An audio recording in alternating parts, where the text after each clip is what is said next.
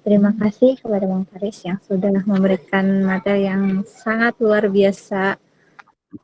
Semoga kita di sini juga menjadi sebuah tim yang baik dari Infektivitas ini ya. Tercipta orang-orang atau leader-leader yang bisa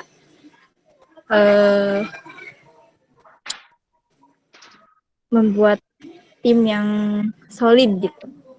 Oke, selanjutnya kita main game dulu ya sebentar sebelum masuk ke tanya jawab. Oke, kita tebak-tebakan ya. Kalau saya giniin aja kelihatan nggak? Nggak jelas tapi Nggak jelas sih. Oke, saya buka di situ aja berarti langsung.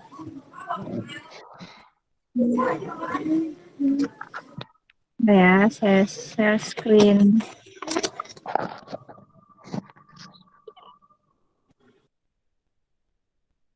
Sebentar ya.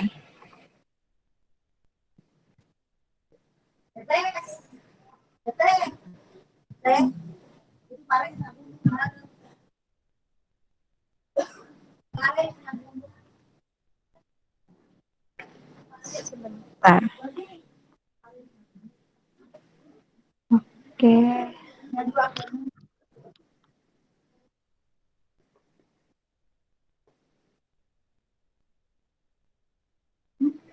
Nggak bisa share screen ya?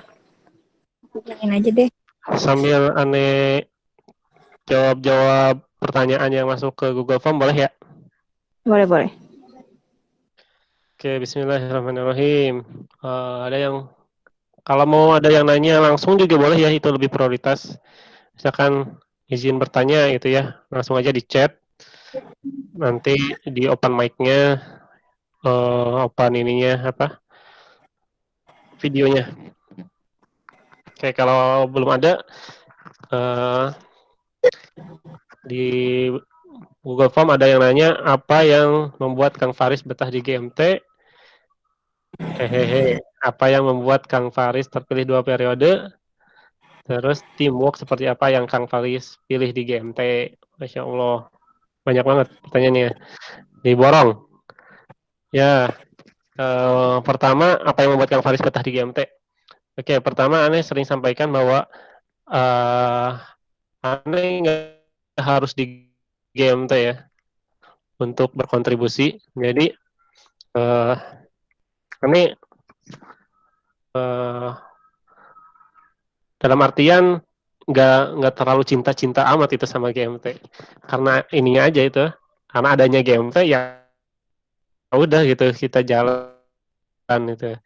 Dan uh, jadi apa yang membuat Faris betah di GMT ya, karena aneh ya semangatnya semangat berkontribusi, semangat hijrah gitu ya, karena masa lalu yang kurang terjaga dan merasa aneh harus kontribusi lebih banyak untuk menutupi kesalahan-kesalahan di masa lalu. Oke, terus apa yang membuat Kang Faris terpilih 2 periode? Banyak faktor sih sebenarnya. Jadi mungkin ada beberapa amanah yang belum saya selesaikan, terus ya, terus mungkin ya takdir Allah juga, terus dan apa ya? Mungkin ya yang apa SDM yang adanya masih apa menunjuk saya gitu ya, dan lain sebagainya. Aneh nggak tahu exactnya kayak gimana. Terus teamwork seperti apa yang Kang Faris pilih GMT ya? Ya teamworknya ya seperti yang tadi kita bahas ya. Jadi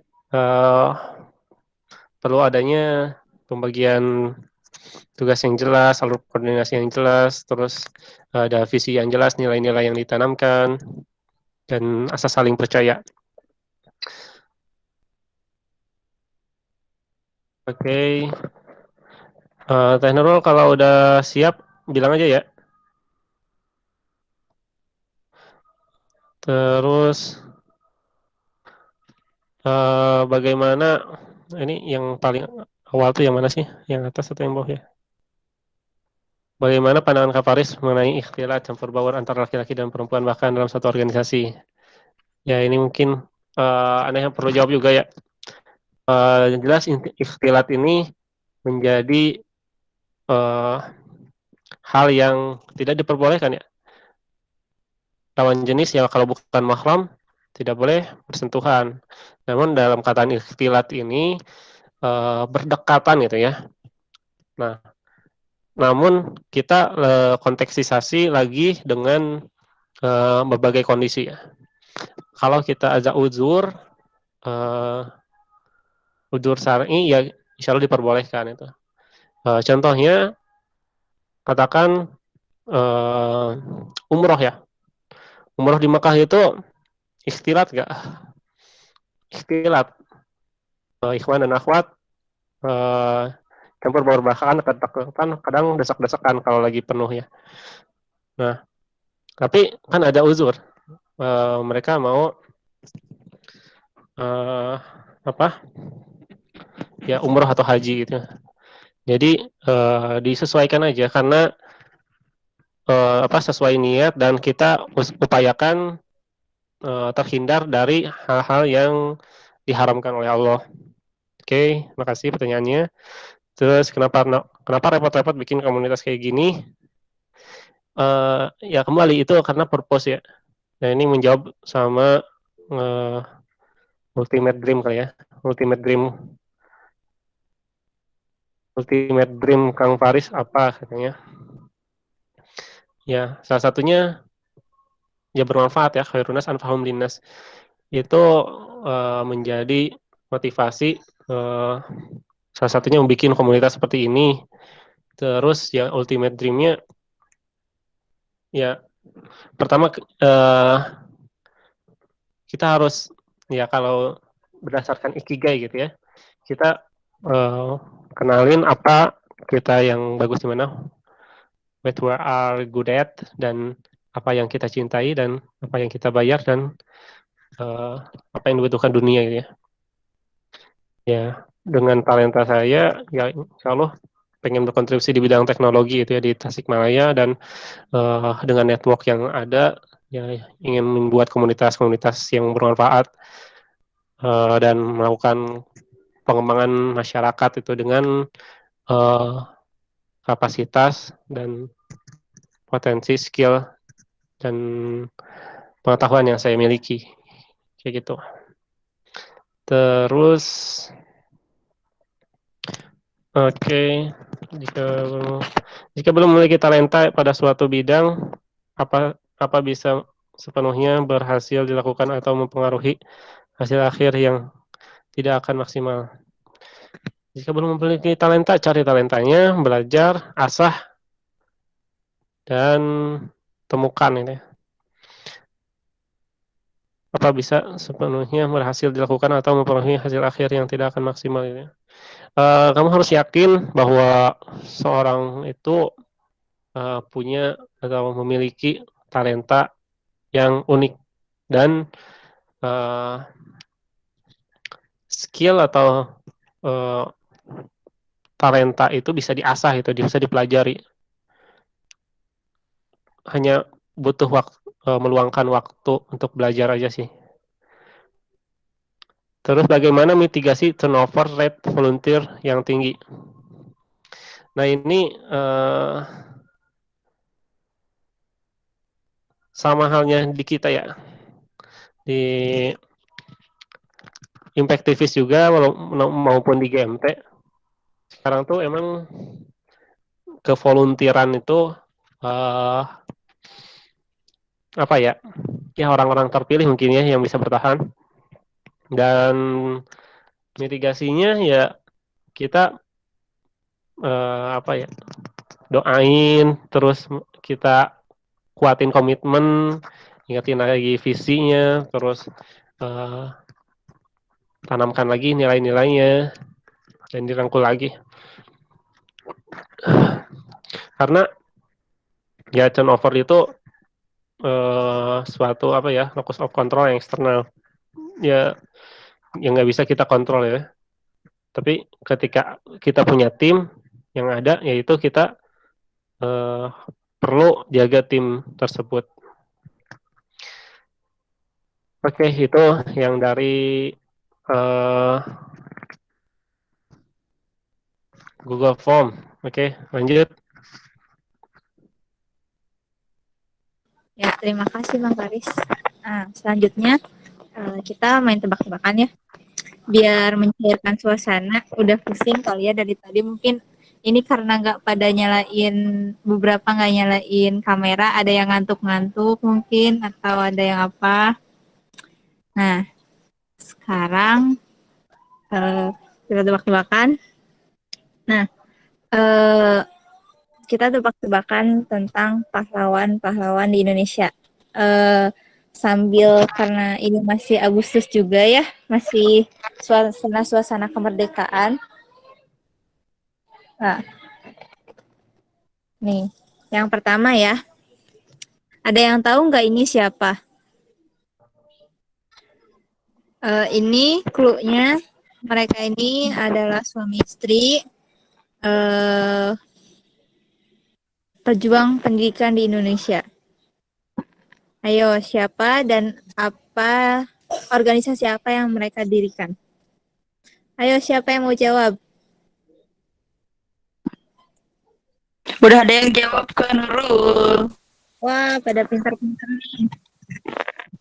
Iya, kakak nih saja Kia tuh. Oh, mantap. Nih, Kak Haida yang mantap. Oke, udah betul. Terus selanjutnya ya. Nah, ini adalah pejuang kesetaraan gender di Indonesia. Siapakah dia? Ini namanya itu dijadiin nama jalan di daerah Jakarta. Ayo. Ada yang tahu atau enggak?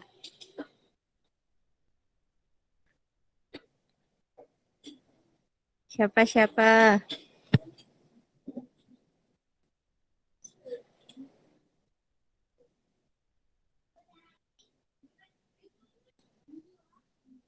Ada yang tahu nggak nih?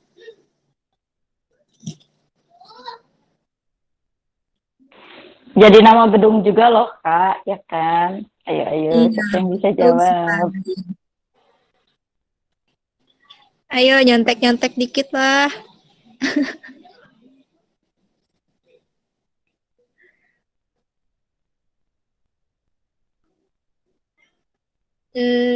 Beliau ini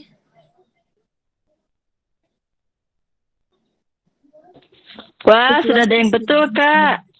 Betul sekali. Hebat, kausnya. Iya. Ayo. Nah,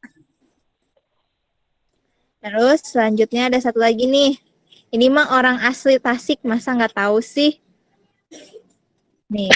Pasti Ki Haji Zainal Mustafa. Ya, dijawab duluan.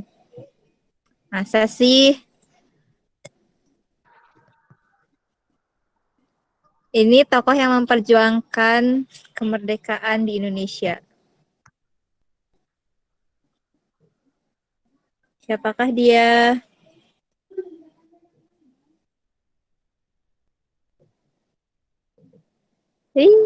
Pasti pada sering nih main ke jalan Tuh, hajat. udah ada yang betul, Kak. Tapi kok itu wajahnya kayak muda ya? Berarti fotonya masih muda, Bi Puput. Betul sekali. Oke. Segitu aja kali ya. Cukup. Nah, sekarang mungkin ada lanjut pertanyaan untuk materi sekarang ini atau enggak? Semoga ada ya. Ayo, siapa yang ada yang mau bertanya tentang materi hari ini kepada Mang Faris? Betul banget, Bi Tinur. Semua orang pernah muda ya, Bi. Sekarang kita lanjut aja ya langsung ke pertanyaan tanya jawab untuk materi kali ini. Yuk ditulis aja, atau mau langsung open mic juga nggak apa-apa. Ada yang ingin ditanyakan?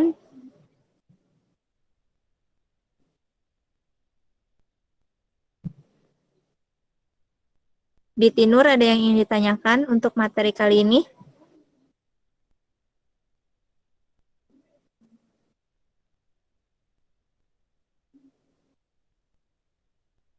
Halo.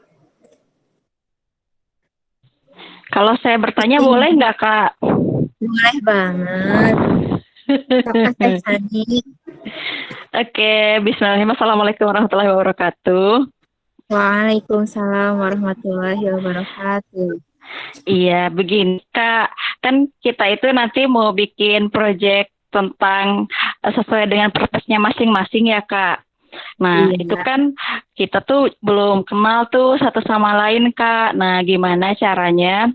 Pertama, pasti kan proyek itu jalan kan great impact made by great team gitu ya. Nah, sementara kan kita tuh satu sama lain juga belum kenal. Nah, aku pengen minta sarannya Kak, bikin timnya itu biar kompak dan solid kayak gitu Kak. Terus juga biar menjaga apa ya, keistiqomahan. Jadi nggak euforia sesaat gitu Kak. Jadi proyeknya itu bisa berjalannya tuh lama, sustain gitu Kak. Ya jadi pokoknya intinya itu gimana bikin tim yang solid sama gimana caranya menjaga komitmen antar anggota supaya tetap berjalan selama-lamanya proyek, kan proyek kebaikan gitu ya. Gitu aja paling Kak pertanyaannya. Makasih. Halo, Teh Sani. Oke, mau langsung jawab aja atau gimana nih Kang Faris? Iya boleh langsung aja ya. Ya langsung aja, silahkan. Ya Bismillahirrahmanirrahim. Bagus ya pertanyaannya, Teh Sani. Gimana cara membuat tim yang solid dan kompak sementara kita belum saling kenal ya? Nah, jawabannya sederhana kalau dari Ane, perbanyak ngopi, perbanyak ketemu.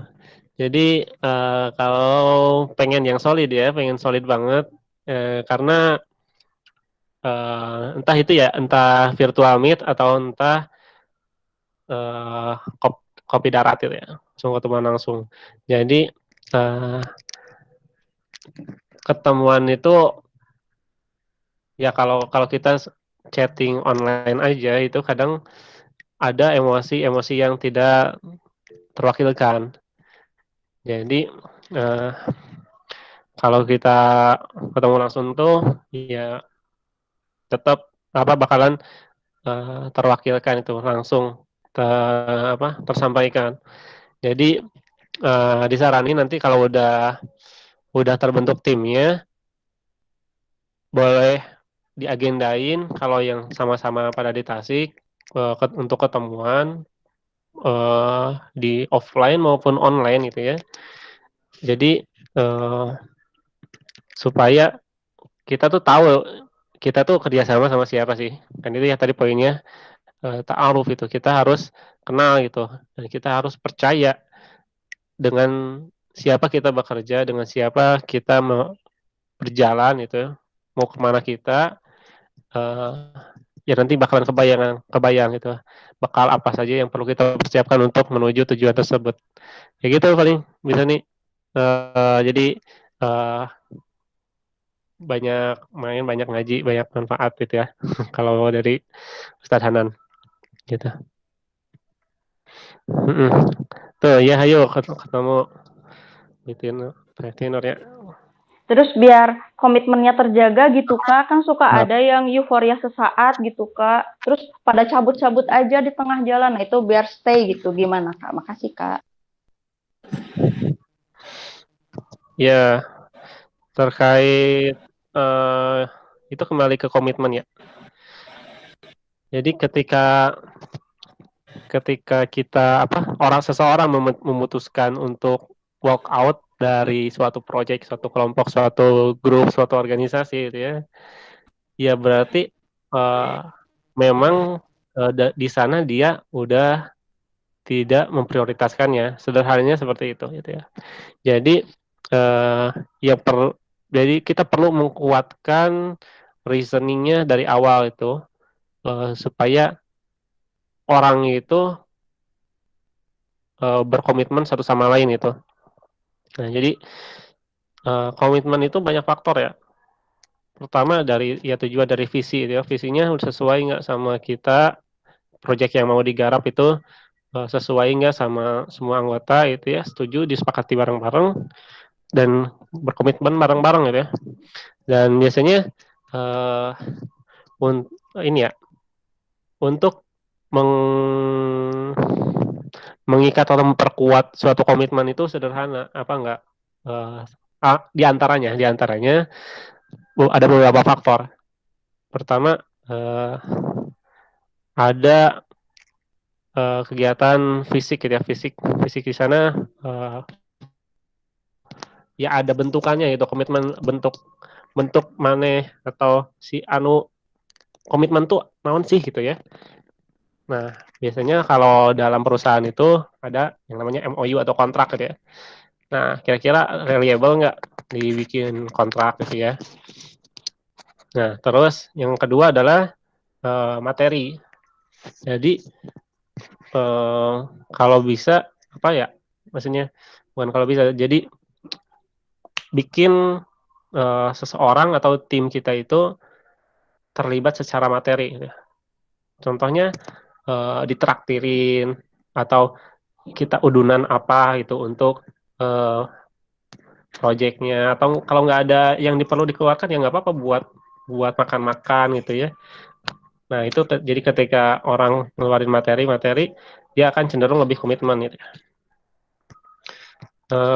Terus yang ketiga ya belief gitu. Ya tadi visi tadi ya, sama ya kalau lebih jauhnya lagi ya tentang purpose itu ya. Dan yang rujukannya Quran dan hadis itu kalau komitmennya berasal dari sana udah itu lewat lah yang materi sama yang fisik gitu. Kayak gitu. Oke, terima kasih atas jawabannya Mang Faris. Hebat sekali. Nah, sekarang katanya tadi Mang Angga nih mau bertanya juga. Silakan Mang Angga. Assalamualaikum. Waalaikumsalam warahmatullahi wabarakatuh. Assalamualaikum warahmatullahi wabarakatuh. Saya lupa sih sebenarnya soal timeline masalah project segala macam. Tapi seingat saya waktu itu si project itu dia dalam waktu seminggu. Terus kita ketemu kelompok yang di projectnya itu Hamin Tati ya kalau nggak salah.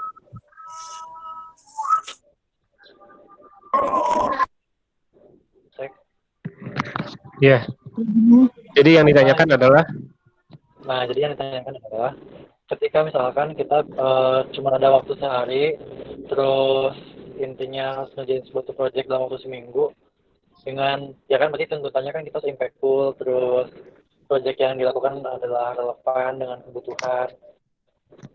Ya intinya dengan persiapan yang benar-benar singkat, gimana sih tipsnya biar project itu benar-benar relevan, dibutuhkan, dan juga impactful.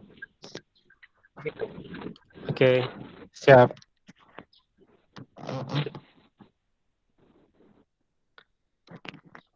Ya, silakan Mang Faris.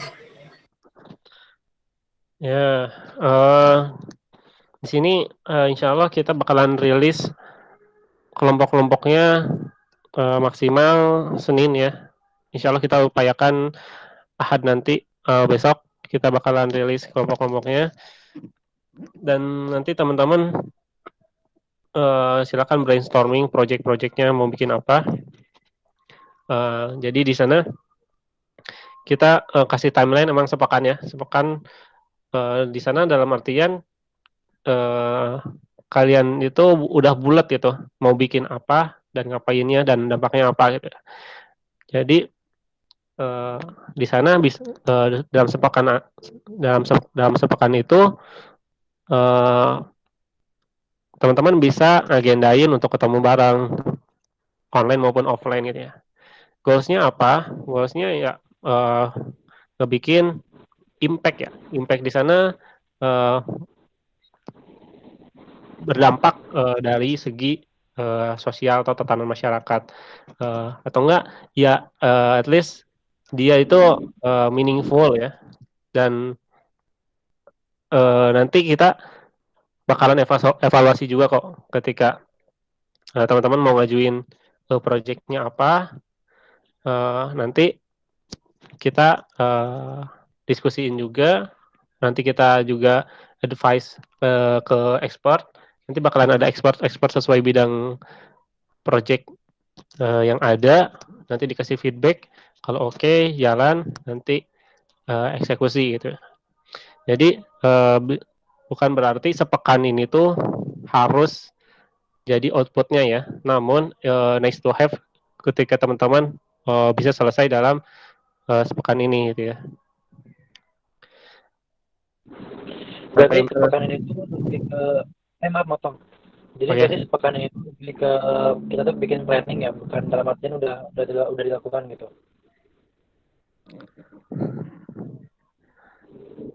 Ya, jadi di sini sepekan ini tuh teman-teman defaultnya sih bisa sampai selesai implementasi gitu ya. Nah, jadi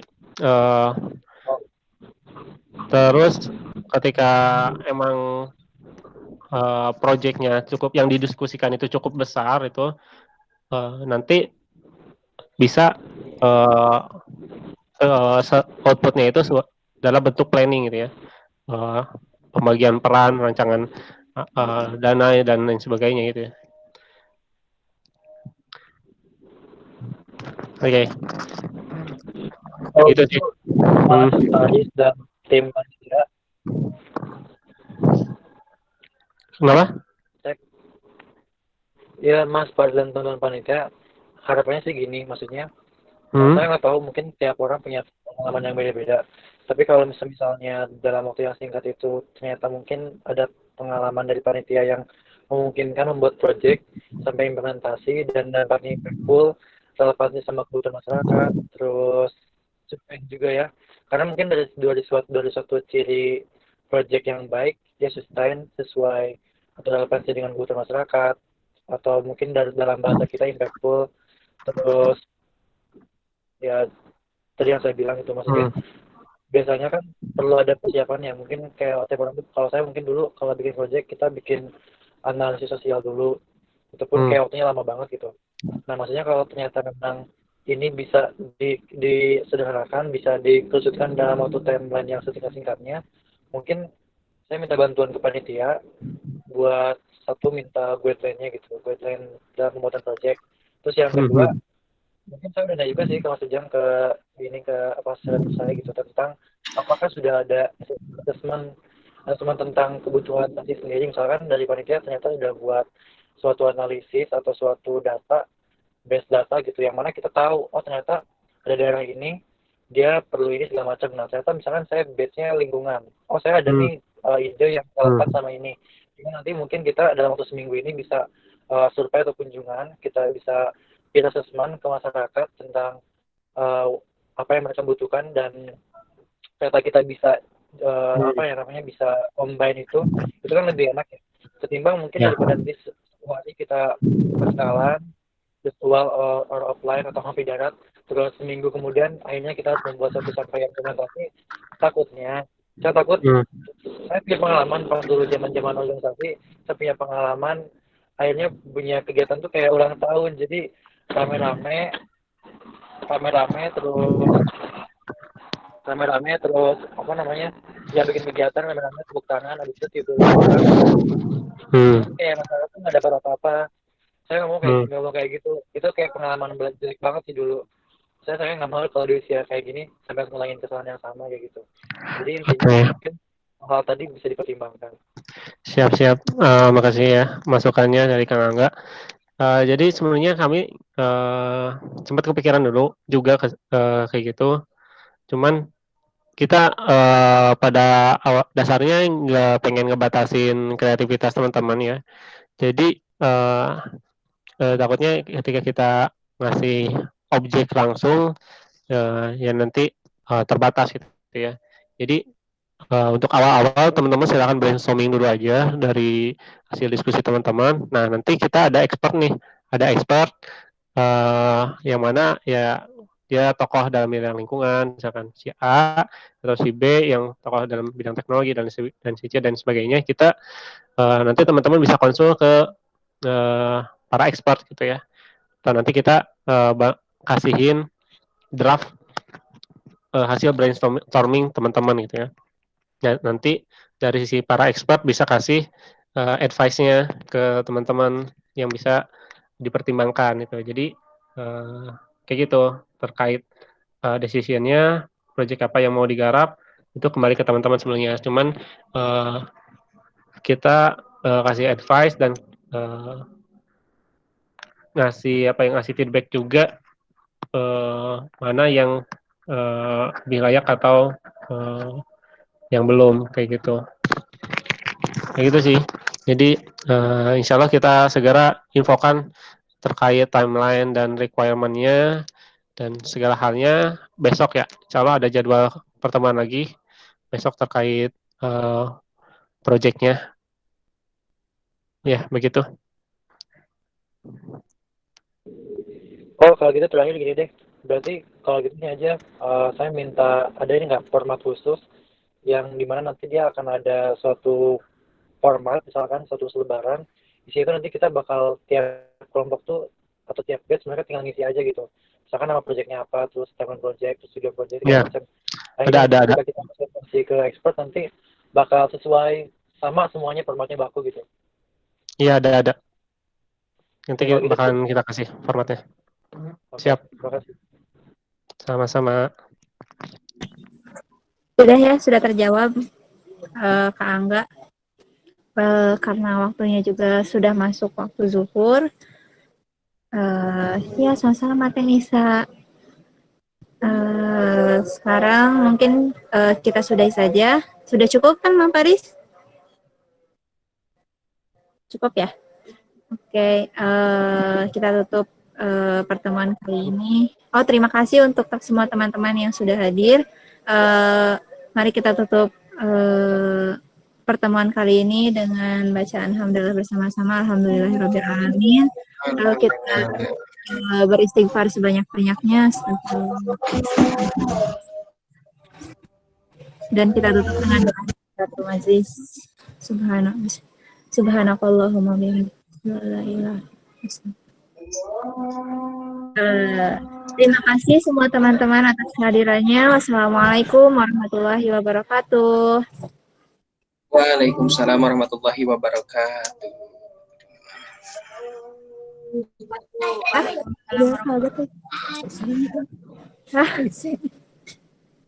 Duka di dia, duka di Parayun tapi.